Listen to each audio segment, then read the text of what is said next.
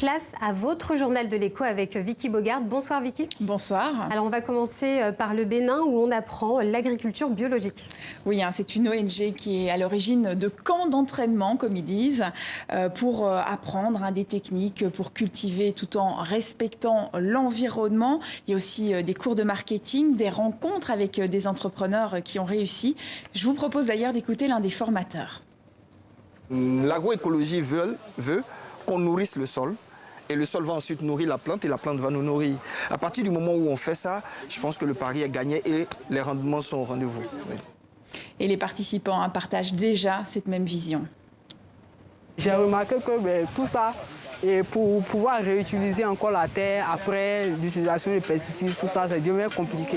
Donc pourquoi ne pas produire de façon naturelle et utiliser sa terre de façon durable? Il faut savoir qu'au Bénin, 80% des 11 millions d'habitants dépendent vraiment de l'agriculture. La grande majorité, ce sont des fermiers qui cultivent des petites parcelles sans grandes infrastructures derrière. D'autres formations sont prévues dans le nord du Bénin, puis au Tchad et enfin en Côte d'Ivoire d'ici la fin de l'année.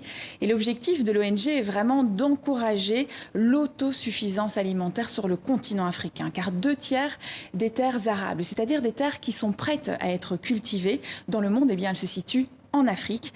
Et malgré cela, le continent africain continue d'importer énormément de nourriture à hauteur de 64 milliards de dollars chaque année. Alors on part à présent en Égypte, l'Égypte qui mise sur le tourisme médical. Avec un projet colossal, une cité médicale qui serait construite à Badr City, à l'est du Caire.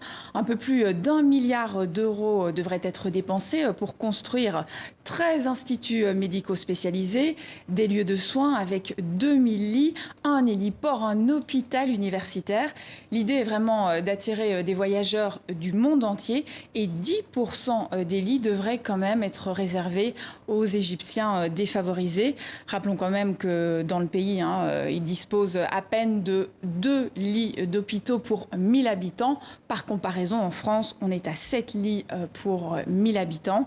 Et la qualité des services fournis dans les hôpitaux publics a tendance à se dégrader ces dernières années. Seuls 20% des établissements respecteraient désormais des standards sanitaires élevés, ce qui entraîne évidemment le développement du secteur hospitalier privé.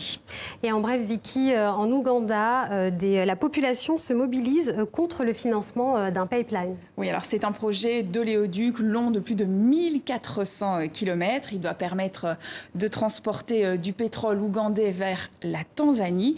Mais sa construction, elle risque évidemment de détruire des marécages, des rivières ou encore des zones riches en espèces sauvages. Une trentaine de groupes d'activistes locaux et internationaux ont donc interpellé 2 grandes banques, l'une sud-africaine et l'autre japonaise, pour leur demander tout simplement d'abandonner la collecte de fonds pour ce projet. Vicky Bogart, merci beaucoup, à bientôt. Merci à vous.